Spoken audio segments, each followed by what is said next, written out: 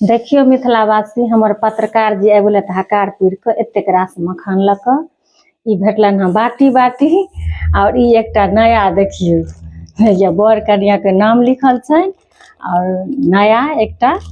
शुरुआत बहुत सुंदर जिनका जतेक भगवती देने छथिन बर कन्या के बहुत बहुत शुभकामना बहुत बहुत बधाई।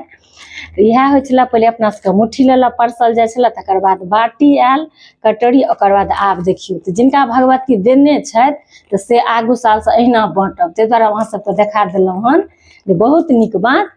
से केओ बाटी लऽ कऽ बाँटब कटोरी लऽ कऽ बाँटब तो हमरा एतेक भेल हन अहाँ सबके कतेक भेल तो अहाँ सब कमेंट करब। बहुत नीक पाबनि बहुत सुंदर नव विवाहिता के लेल बर कन्या सब गोटा के हम बहुत बहुत शुभकामना दै छी बधाई दै छी। और मेन एहि दुआरे देखेलहुँ हँ जे जिनका भगवती देने छथि तो आगू साल अहूँ सब अहिना पैकेट बना बना